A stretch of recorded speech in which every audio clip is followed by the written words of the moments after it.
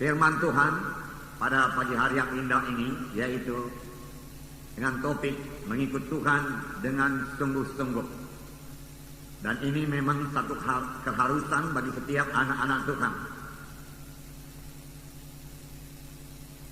Tidak ada dalam firman Tuhan yang mengizinkan kita mengikut Tuhan dengan separuh hati.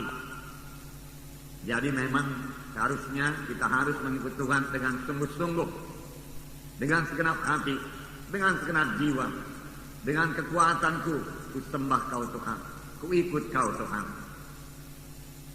Saudara, kalau kita mau mengikut Tuhan dengan sungguh-sungguh, kita harus mematuhi seluruh firman Tuhan. Kita tidak bisa mengambil sebahagian saja. Apa yang kita suka kita ambil, kita terima. Apa yang kita senangi kita terima, kita pakai. Tetapi apa yang tidak kita senangi kita tinggalkan. Firman Tuhan adalah makanan rohani bagi kita. Tetapi bukan sebagaimana makanan badani, saudaraku, yang sudah pernah kita lihat, saudaraku, dalam pesta-pesta di mana satu meja panjang disediakan. Dan di atas meja panjang itu disediakan banyak makanan. Lalu kita pun datang dan memeriksa semua makanan itu.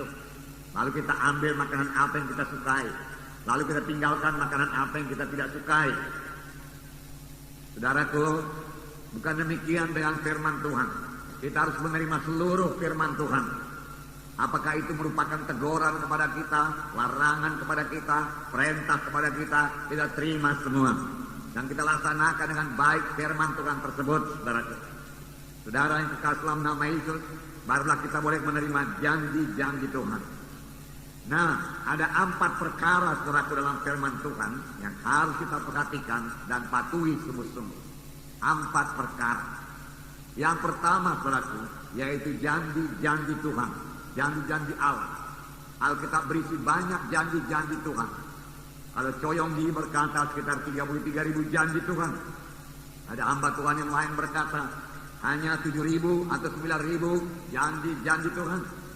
Puji Tuhan, walau 7.000, walau 9.000 itu cukup banyak. Apalagi kalau 33.000, itu membuat saya bersuka cita.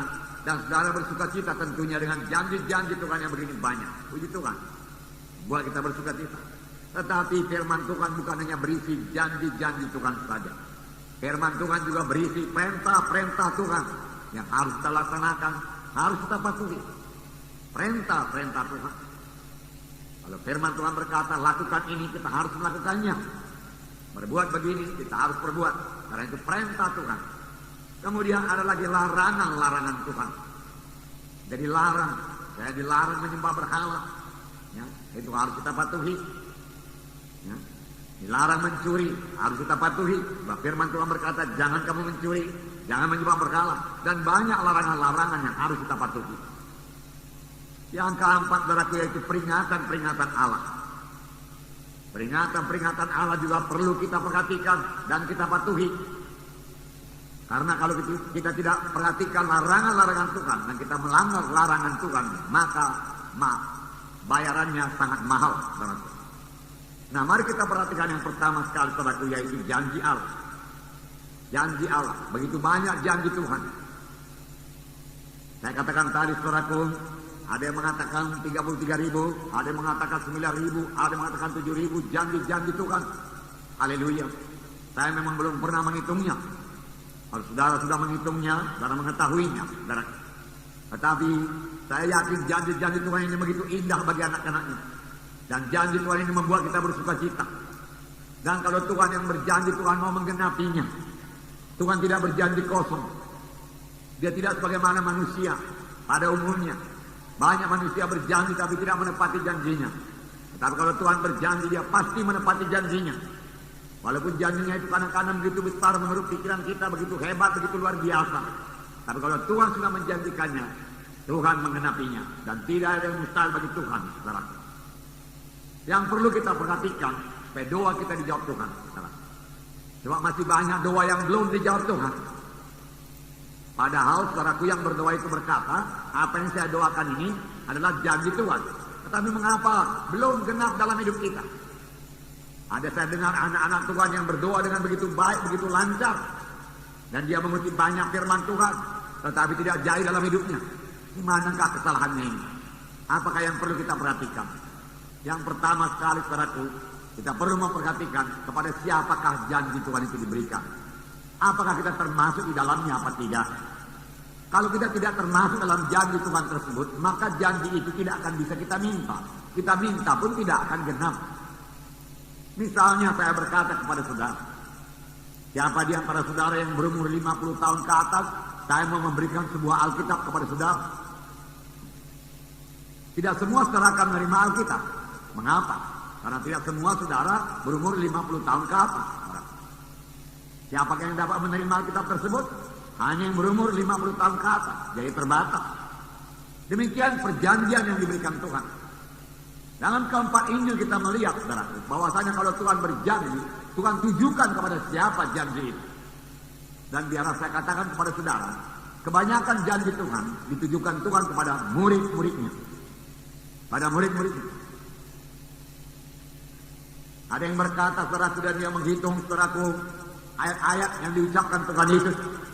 Saudara, ayat-ayat yang diucapkan Tuhan kepada murid-muridnya berjumlah 900 ayat lebih. Dan ayat-ayat yang diucapkan Tuhan kepada orang lain pada umumnya, misalnya orang Farisi, Saduki, saudaraku, dan yang lain-lain, kurang daripada 900 ayat. Jadi Tuhan Yesus lebih banyak bicara kepada murid-muridnya daripada kepada orang luar. Ini juga satu pelajaran kepada kita. Kalau saudara pemimpin SKS, wakil sektor atau wilayah, nah saudara mau memberikan saudaraku anggota saudara, maka saudara perlu banyak bicara dengan dia. Sama sebagaimana Yesus banyak bersama-sama dengan murid-muridnya dan banyak mengajar murid-muridnya. Bahkan Tuhan lebih banyak bicara kepada murid-muridnya daripada kepada orang luar. Tidak heran semua murid-muridnya jadi berhasil berarti menyampaikan maksud Tuhan dalam hidupnya. Demikian juga kita. Kalau kita mau memberikan orang lain, kita harus, saudaraku, memberi banyak waktu kita, saudaraku, kepada murid kita tersebut, saudaraku. Dan banyak berbicara kepada mereka, saudaraku. Nah, ini adalah sistem magang, saudaraku, yang sudah kita pelajari. Haleluya, saudaraku. Nah, saudaraku yang kasih dalam nama Yesus, kepada siapakah janji Tuhan tersebut? Perlu kita perhatikan. Kalau memang kepada saudara, maka janji Tuhan itu akan genap bagi saudara. Saya katakan tadi Tuhan Yesus banyak bicara kepada murid-muridnya. Siapakah murid Yesus? Cara berkata, Tuhan Yesus memilih 12 murid. Betul. Tetapi sampai sekarang ini masih banyak murid-murid Tuhan Yesus. Apakah kita semua murid? Seharusnya kita semua menjadi murid. Karena perintah Tuhan berkata, kabarkan Injil, jadikanlah sekalian bangsa muridku. Tujuannya yaitu menjadi murid. Tujuannya bukan sekedar selamat saja. Tujuannya bukan sekedar keberkatan saja. Tujuannya bukan sekedar sembuh saja. Tujuannya bukan sekedar jadi orang Kristen saja. Tetapi tujuannya, saudaraku, yaitu menjadi murid. Menjadi murid. Haleluya. Bagaimana kamu menjadi murid? Matius 16 ayat 24. Saya membacakan kepada saudara. Matius 16 ayat 24. Ada dua perkara yang perlu kita perhatikan kalau kita mau menjadi murid. Lalu Yesus berkata kepada murid-muridnya, setiap orang yang mau mengikut aku, ia harus menyangkal dirinya, memikul salibnya, dan mengikut aku. Saudara, di sini ada dua perkara, yaitu menyangkal diri dan memikul salib. Menyangkal diri dan memikul salib. Setiap orang yang mau menjadi murid Yesus, perlu menyangkal dirinya dan memikul salibnya. Dalam Lukas 14 ayat 27 ini diulangi lagi supaya lebih tegas. Lukas 14 ayat 27 saya membacakan pada saudara. Barang siapa tidak memikul salibnya dan mengikut aku, ia tidak dapat menjadi muridku. Nah, barang siapa tidak memikul salibnya dan mengikut Yesus, ia tidak dapat menjadi muridku. Tidak dapat menjadi muridku. Kalau firman Tuhan berkata tidak dapat, itu berarti tidak dapat. Dua perkara harus kita genapkan kalau kita mau menjadi murid Yesus. Menyangkal diri, mengangkat salib. Menyangkal diri, mengangkat salib. Kalau kamu tidak menyangkal diri dan tidak mengangkat salib, kamu tidak dapat menjadi muridku. Dua perkara. Firman Tuhan ya dan amin. Kalau firman Tuhan berkata, Yesus berkata, kamu tidak dapat menjadi muridku kalau tidak menyangkal diri dan mengangkat salib. Kita tidak usah mencari jalan yang lain. Kita tidak usah berbalah-balah dengan Tuhan dengan berkata, Tuhan, barangkali tanpa muridmu tidak bisa. Tuhan sudah berkata tidak bisa, berarti tidak bisa. Kalaupun ada yang berkata, Tuhan, aku tidak mau menyangkal diri, aku mau kehendakku saja yang kuturuti, tapi aku mau menjadi muridmu, tidak bisa, Tuhan berkata. Karena jelas firman Tuhan berkata, siapa yang tidak menyangkal dirinya dan tidak memikul salibnya, tidak dapat menjadi muridku. Apakah itu menyangkal diri? Saudara berkata, dari perkataannya saudara sudah tahu. Sangkallah diri saudara. Katakan tidak kepada kehendak saudara. Katakan tidak kepada kemauan saudara. Katakan tidak kepada rencana saudara. Sepanjang rencana itu bukan jalan Tuhan, bukan rencana Tuhan. Katakan tidak, saudaraku, kepada keinginan saudara. Sepanjang keinginan saudara itu tidak sesuai dengan kehendak Tuhan.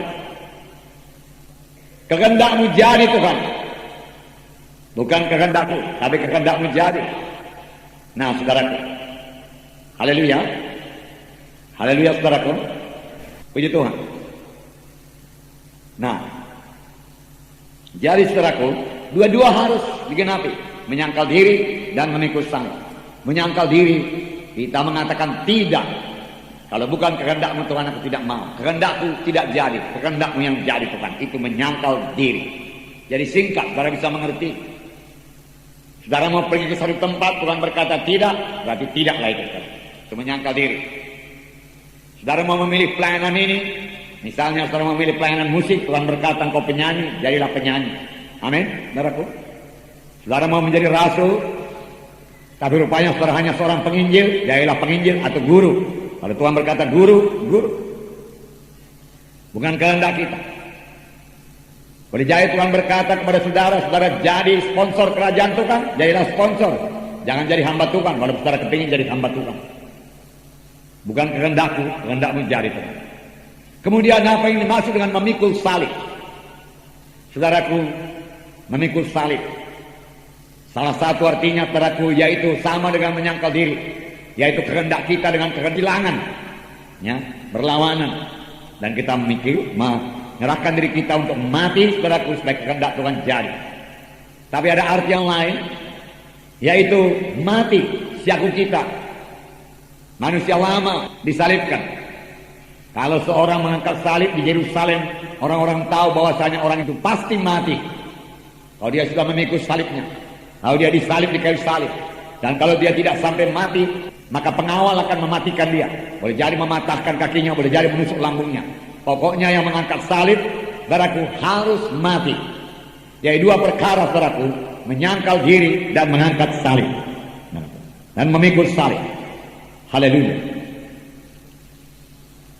Nah, dalam Lukas 14 ayat 33 ini, saudaraku, dikatakan, demikian pula lah tiap-tiap orang di antara kamu yang tidak melepaskan dirinya dari segala miliknya tidak dapat menjadi muridku.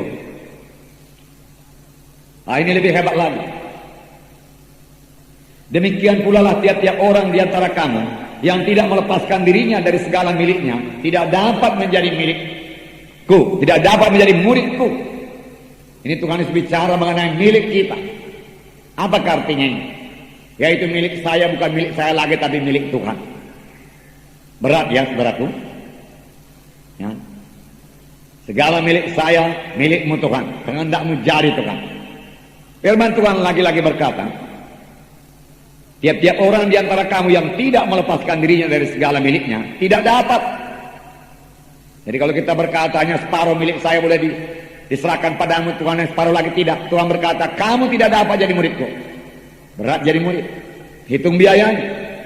Kalau saudara baca ayat di atasnya, memang Tuhan menyuruh kita menghitung harganya menjadi murid. Menghitung harganya menjadi murid. Haleluya. Sudah bagus kalimatnya. Puji Tuhan.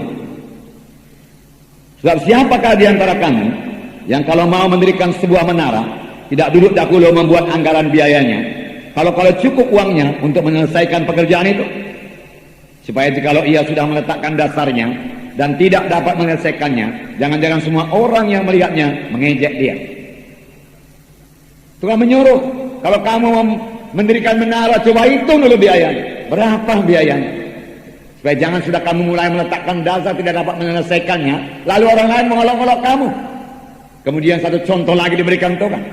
Atau raja manakah yang kalau mau pergi berperang melawan raja lain, tidak duduk dahulu untuk mempertimbangkan apakah dengan 10.000 orang ia sanggup menghadapi lawan yang mendatanginya dengan 20.000 orang?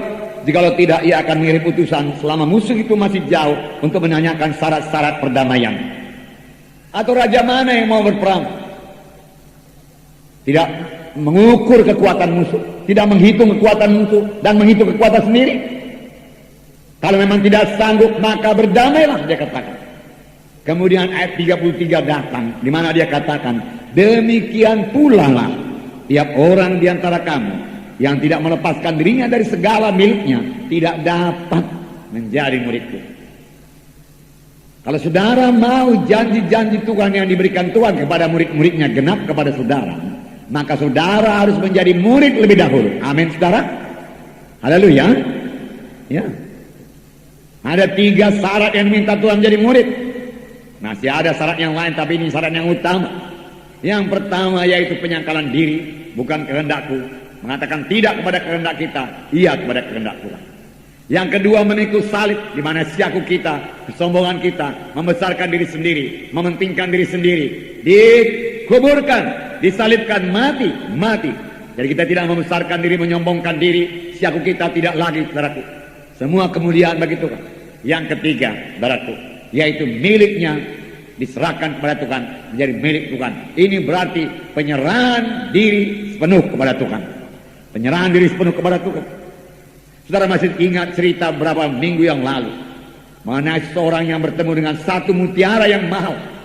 Lalu saudaraku, dia mau membeli mutiara itu, dan penjual mutiara berkata, mutiara ini harganya mahal sekali.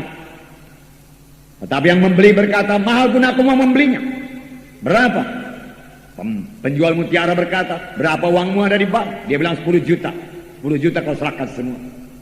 Ya, kalau begitu nggak ada lagi depositoku, tinggallah uangku 500.000 di kantong. Oh, ada uangmu di kantong? Ada. Berapa? 500.000. Itu juga mesti bayar. Mesti bayar. Dia katakan, wah nanti aku pulang ke rumah nggak ada lagi kebawa uang. Oh, ada rumahmu? Ya ada, rumah saya. Oh, rumah juga mesti berikan.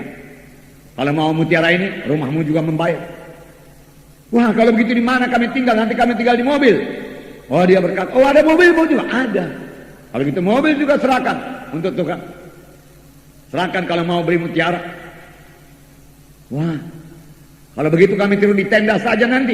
Oh, tendamu ada? Ada tenda. Nah, kalau begitu tenda juga mesti. Kalau kamu mau mutiara ini, tenda pun diserahkan. Wah, anak istri saya pasti kedinginan. Oh, kamu punya anak dan istri? Iya, saya punya anak dan istri. Anak dan istri juga mesti serahkan kalau mau beli mutiara ini. Wah, tinggallah saya sendiri. Oh, dirimu sendiri juga mesti diserahkan kalau kamu mau mutiara ini. Demikianlah halnya kerajaan sorga. Serahkan semua. Tapi apakah kata yang penjual mutiara itu? Nah, sekarang mutiara kuberikan padamu ini. Dan segala mobilmu, uangmu, rumahmu kukembalikan padamu. Anakmu, istrimu, kukembalikan semua padamu. Tapi ingat, itu bukan milikmu, itu milikku. Kapan aku perlu, engkau harus serahkan. Kau hanya mengatur saja lagi milikku ini. Saudaraku, sebagai anak-anak Tuhan, kita mengatur berkat yang diberikan Tuhan kepada kita. Kita hanya pengaturnya saja. Amin, saudaraku. Wah, saudaraku, haleluya. Berat, saudaraku. Berat. Kita menghitung biayanya. Bisakah kita jadi murid apa enggak? Menjual segalanya, saudaraku, menyerahkan semuanya. Tapi tahukah saudara, kemudian Tuhan mulai, ya, kalau kita sudah berkata, Tuhan kuserahkan semua padamu, Tuhan akan mentes. Beri, Tuhan berkata, untuk pembangunan. Beri untuk penginjilan. Berapa Tuhan? Sekian. Oke, saya beri Tuhan. Kemudian Tuhan berkata lagi, bagaimana persepuluhan? Beres? Beres Tuhan. Oke. Apa yang terjadi? Tuhan akan mengembalikan pada saudara berganda-ganda. Tapi Tuhan tetap berkata, itu bukan milikmu, itu milikku. Kau hanya mengaturnya saja dengan baik. Kau boleh pakai menurut keperluanmu yang patut. Tuhan pemurah. Amin, saudara. Ya. Jadi segala sesuatu yang dikembalikan Tuhan kepada kita, saudara, karena siapa yang menabur pasti menuai. Lebih banyak ditabur, lebih banyak dituai. Tuhan kembalikan kepada kita. Itu bukan milik kita, tapi milik Tuhan. Kapan Tuhan perlu, kita berikan kepada Tuhan. Amin. Haleluya. Nah, sekarang saudara mulai bersuka cita. Amin. Ya. Oleh sebab itu, saudara, kalau kita memberi, beri dengan sukacita. Jangan dengan duka, jangan dengan paksa. Beri dengan tertawa, beri dengan senyum, beri dengan iman. Jangan berat-berat hati. Beri persepuluhan. Suatu kali, saudaraku, dalam buku Maleakhi, Tuhan melihat persepuluhan orang Israel. Setelah beberapa tahun, saudaraku, dia jumlahkan. Dan Tuhan melihat jumlah persepuluhan. Maleakhi 3 berkata, hei, dia katakan, bangsaku menipu aku. Mengapa? Karena kurang jumlahnya. Ya, menipu. Saya percaya saudara tidak akan menipu orang lain di luar. Misalnya ada saudara mau jual tanah umpamanya, saudara tidak akan menipu mereka. Tetapi mengapa menipu Tuhan? Dalam hal apa kami tipu engkau Tuhan? Dalam hal persepuluhan dan persembahan-persembahan yang lain. Dan Tuhan berkata, kamu kena kutuk. Mengapa? Karena kamu menipu aku. Saudara, dalam ayat yang lain dikatakan kamu merampok aku. Berani betul kita merampok Tuhan. Kalau saya disuruh merampok orang di jalan sana, saya nggak mau. Apalagi merampok Tuhan, saya nggak mau lah tentunya. Karena ngeri itu, saudara. Hasilnya kutuk, saudara. Sampaikan kepada saudara, kalau kamu memberi makan diberikan kembali kepadamu, akan datang kembali kepadamu satu takaran yang digoncang, yang melembab keluar, yang melimpah, diberikan orang kepada ribaanmu. Kamu memberikan persepuluhan, firman Tuhan berkata, lalu tingkap-tingkap di langit. Tingkap di langit tidak seorang bisa menutup. Dan mencurahkan padamu berkat yang berkelimpahan sampai kamu tidak sanggup, saudaraku. Dia katakan menaruhnya, menyimpannya banyak. Kalau saudara beli barang 50.000, uang saudara pas 50.000, pas-pasan bisa beli. Tetapi Tuhan tidak mau demikian. Tuhan mau berkelimpahan. Saudara mau beli barang pada keluarganya 50.000, Tuhan memberikan 75.000 uang saudara. Itu namanya berkelimpahan. Selamanya berkelimpahan. Dalam segala sesuatu kamu berkelimpahan, Tuhan berkata. Amin. Haleluya. Lihat Tuhan kita berkelimpahan. Nah, jadi segala yang ditinggalkan Tuhan bukan milik kita, tapi milik Tuhan. Milik Tuhan. Nah, inilah dia, saudaraku, jadi murid. Jadi tiap-tiap orang di antara kamu yang tidak melepaskan segala miliknya tidak dapat menjadi milik. Saudara, jadilah pengurus keuangan Tuhan saja. Itu jauh lebih baik. Nah, setelah tidak akan terbeban, tidak akan khawatir. Saya betul-betul tidak khawatir, saudara. Tuhan berkata beri, saya beri. Penginjilan, beri. Nah, pembangunan Tuhan berkata beri. Berapa Tuhan sekian, beri. Saudara, saya tidak sangkut dengan apapun juga. Saya hanya mau mematuhi Tuhan. Bahkan saya kadang-kadang tidak melihat jumlahnya. Berapa kata Tuhan begitu? Sama saja. Saudara, 1 juta kata Tuhan, 10 juta kata Tuhan, sama saja. Saudara, yang perlu patuh, amin saudara. Patuh. Lalu saya tidak perlu khawatir. Orang berkata karena ekonomi begini begitu, saudara, karena keuangan begini begitu, inflasi segala macam, nggak persoalan sama saya itu. Saudara. Kerajaan sorga tidak pernah digoncang. Tidak pernah bisa digoncang orang. Manusia ini tidak bisa. Nah, saudara, karena saya hanya mengatur uang Tuhan saja. Bukan uang saya, uang Tuhan. Amin, saudara. Namun Tuhan baik, saudara. Tuhan juga izinkan, saudaraku, untuk memberi kebutuhan kita. Karena Tuhan berkata dia akan memenuhi segala kebutuhan kita. Nah, segala kelimpahannya dari sorga. Haleluya. Nah, janji Tuhan apa? Mari kita lihat. Satu janji Tuhan saja. Yohanes 14 ayat 13 dan 14. Saya bacakan pada saudara. Kalau kita sudah jadi murid, ini janji Tuhan pada muridnya. Dan apa juga yang kamu minta dalam namaku, aku akan melakukannya, supaya Bapa dipermuliakan dalam anak. Jikalau kamu meminta sesuatu kepadaku dalam namaku, aku akan melakukannya. Apa juga yang kamu minta dalam namaku, aku melakukannya. Apapun yang kamu minta kepadaku dalam namaku, aku melakukannya. Kalau Tuhan melakukannya, Tuhan pasti sanggup. Apapun juga. Saudara mau kesembuhan, Tuhan. Saudara minta dari Tuhan, Tuhan melakukannya. Saudara mau kebutuhan saudaraku, Tuhan mau melakukannya bagi saudara. Mengapa banyak janji Tuhan ini belum genap? Mengapa Tuhan tidak melakukannya? Cek pengikutan saudara. Betul-betulkah saudara menyangkal diri? Betul-betulkah saudara mengikut salib? Betul-betulkah saudara mengatakan milikku ini, milikmu Tuhan? Atau kita belum mengikut Tuhan dengan sungguh-sungguh? Itu sebabnya firman Tuhan pada hari dengan topik mengikut Tuhan dengan sungguh-sungguh. Atau soal kebaktian saja kita masih sangkut-sangkut. Roh Tuhan sudah berkata sepanjang minggu, hari Minggu kebaktian, mari kamu bersaksi bawa jiwa-jiwa. Bukannya kita tidak membawa jiwa-jiwa saja, malah kebaktian pun saudaraku masih gagal, saudaraku. Bagaimana saudaraku janji Tuhan genap, saudaraku? Ada yang minta kesembuhan saja, saudaraku. Tetapi dia tidak memperhatikan bagaimana dia mengikut Tuhan. Bagaimana dia harus meninggalkan dosa, dia tidak perhatikan itu. Saudara, kerap kali dia gagal menerima kesembuhan. Sebab yang penting kepada Tuhan yaitu jiwa saudara, bukan tubuh saudara. Roh, jiwa dan tubuh. Firman Tuhan berkata, kerap kali manusia membalik tubuh, jiwa dan roh. Tapi kepada Tuhan, roh, jiwa dan tubuh sejahtera. Nomor satu saudaraku, Tuhan kehendaki kita selamat, roh kita selamat, saudaraku, jiwa kita selamat. Baru Tuhan menjamah tubuh kita. Tidak sulit kepada Tuhan memberikan kesehatan kepada kita. Haleluya. Nah, saudaraku yang kasih dalam nama Yesus. Kemudian ayat 19. Ada sedikit janji lagi, masih banyak janji ya saudaraku. Dan tidak bisa dibaca hari ini semua. Dalam Yohanes 14 ini tadi ayat 19.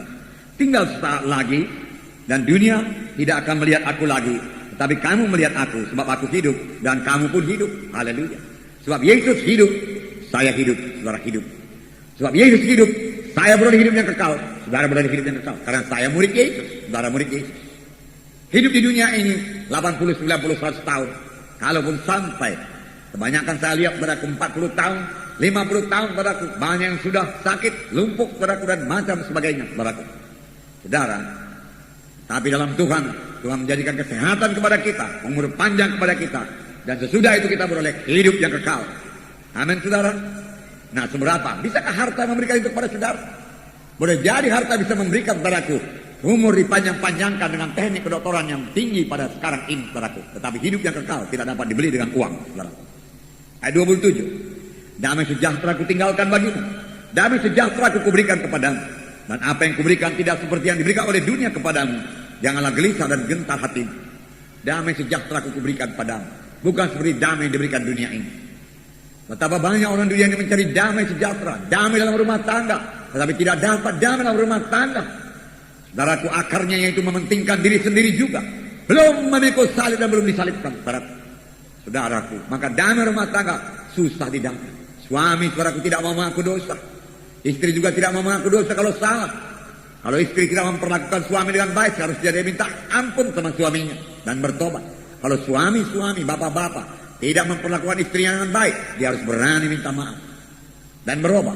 Amin saudara. Dengan demikian dia sendiri dibentuk, dengan demikian rumah tangga damai dan sejahtera. Haleluya. Tuhan mau memberikan damai dan sejahtera. Banyak kaum bapak saudaraku tidak mau mengaku dosa, terlalu tinggi, terlalu hebat rasanya dia. Lalu rumah tangga saudaraku diliputi ketegangan saudaraku. Dia beroleh damai yang sungguh-sungguh. Pantas juga saudaraku kita ini kaum bapak, bahkan kita seharusnya lebih dahulu minta maaf pada istri kita, kapan kita sudah memperlakukan istri kita dengan tidak baik. Haleluya saudara, kaum bapak.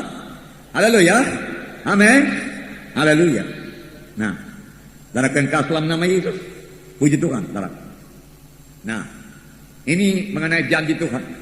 Satu janji itu apa saja yang kamu minta, berikan padamu, kulakukan padamu, sudah lebih daripada cukup.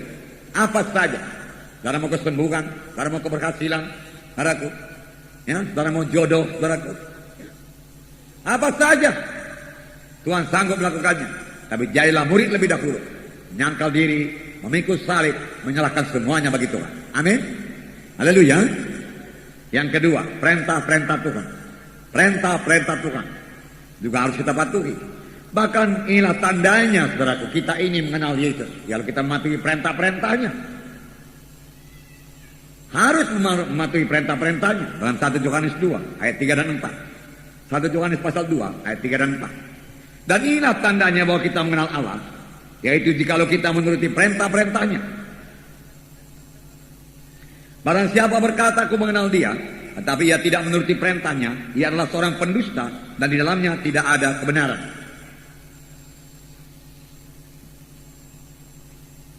Jelas di sini dikatakan, inilah tandanya kita mengenal Allah, kita anak-anak Allah, kita orang Kristen sejati. Jikalau kita menuruti perintah-perintahnya. Kalau kita katakan kita orang Kristen, tapi kita tidak mengikuti perintah-perintahnya, maka kita menjadi pendusta, dan pada kita tidak ada kebenaran. Marilah dengan patuh kita mematuhi perintah-perintah Tuhan. Amin, saudara. Patuhi perintah-perintah Tuhan. Amin, saudara. Ini firman Tuhan hari ini membawa saudara dewasa. Amin, saudara. Saya mengajar saudara pada hari ini. Satu perintah lagi. Saya bacakan pada saudara. Banyak perintah, tapi hari ini satu. Dari genapkan, saya bersyukur kepada Tuhan. Haleluya. Dan saudara bisa menggenapkan satu perintah saja. Yohanes 13, 34 dan 35. Saya membacakan pada saudara. Aku memberikan perintah baru kepada kamu, yaitu supaya kamu saling mengasihi, sama seperti aku telah mengasihi kamu. Demikian pula kamu harus saling mengasihi. Dengan demikian semua orang akan tahu bahwa kamu adalah murid-muridku, yaitu jikalau kamu saling mengasihi. Pertama sini dikatakan, aku memberikan perintah baru kepada kamu. Murid-murid sudah mengenal banyak perintah dalam hukum Taurat. Sehingga ada orang yang bertanya, Tuhan, manakah hukum yang utama, perintah yang utama? Kasihilah Tuhan Allahmu dengan segenap hatimu, jiwamu, dan kasihi sesama manusia seperti dirimu sendiri. Tetapi kali ini murid-murid juga sudah mengetahui 10 hukum yang utama. Yang ada padamu ilah yang lain, jangan mencuri, jangan membunuh, dan lain sebagainya. Tetapi Tuhan berkata kepada murid-muridnya, aku memberikan perintah baru kepadamu. Perintah ini baru, yang akan mencakup semua perintah dalam hukum Taurat. Perintah baru. Apakah itu? Yaitu supaya kamu saling mengasihi, sama seperti aku telah mengasihi kamu. Saudaraku, sangat simpel. Tuhan menerangkan. Tuhan tidak berkata, aku memberikan perintah baru kepadamu, kamu berdoa 10 hari, maka akan diberikan kepadamu. Tidak. Yaitu, Tuhan teruskan, kamu saling mengasihi satu sama lain, sebagai amanah aku mengasihi kamu. Saudara lihat, Tuhan menyerahkan dirinya bagi kita. Amin, saudara. Tidak ada kasih yang lebih besar daripada kasih seorang sahabat yang menyerahkan dirinya untuk sahabatnya tersebut. Itulah dia, Yesus. Dengan demikian semua orang akan tahu bahwa kamu adalah murid-muridku, yaitu jikalau kamu saling mengasihi. Dunia akan mengerti kita ini murid-murid Tuhan jikalau kita saling mengasihi. Biarlah dunia menilai apakah dia lihat kasih Yesus dalam kita, dalam sidangnya ini. Apakah kita saling mengasihi atau saling mengkritik, atau saling bertengkar, saling berkelahi, saling mementingkan diri sendiri, tidak peduli orang lain. Kalau kita berkelahi, bertengkar, saudaraku, tidak peduli orang lain, maka dunia tidak melihat kasih Kristus. Dunia tidak mengenal kita sebagai murid Tuhan Yesus, walaupun kita memakai badge di sini, saya orang Kristen, Yesus dalam diriku. Ya, saudara, bukan itu yang menandakan kita ini orang Kristen sejati, yaitu kasih, saling mengasihi satu sama lain. Amin, saudara. Mengasihi satu sama lain. Nah, saudara, dalam Galatia 5:14 dikatakan bahwasanya kalau kita melaksanakan yang demikian, seluruh hukum Taurat sudah kita genapi. Galatia pasal 5 ayat 14. Seluruh hukum Taurat tercakup dalam satu firman ini, yaitu kasihilah sesama manusia seperti dirimu sendiri. Kasihilah sesamamu manusia seperti dirimu sendiri. Seluruh hukum Taurat sudah tercakup di sini. Firman Tuhan berkata, seluruh hukum Taurat tercakup dalam satu firman ini. Nah, saudaraku, ada 2 ayat lagi yang meneguhkan hal ini. Dalam 1 Yohanes 3 ayat 14. Kalau memang kita berkata kita mengasihi Tuhan Yesus, apa kita perbuat? 1 Yohanes pasal 3 ayat 14. Saya bacakan pada saudara. Kita tahu bahwa kita sudah berpindah dari maut dalam hidup, yaitu karena kita mengasihi saudara kita. Barang siapa tidak mengasihi, ia tetap dalam maut. Benarkah kita mengasihi saudara kita? Marilah mengasihi saudara kita. Marilah doakan dia. Ini tangga pertama saudara mengasihi sesama anak-anak Tuhan. Doakan anak Tuhan itu. Pada pemimpin kelompok sel, saudara sudah punya nama-nama anggota kelompok sel saudara. Alangkah baiknya kalau satu persatu saudara doakan, maka Tuhan akan memberkati kelompok saudara. Dan akan melihat perubahan pada jiwa-jiwa itu. Dan kasih saudara kepada jiwa-jiwa itu bertambah-tambah. Kalau saudara mulai mendoakannya dengan kasih kepada Tuhan.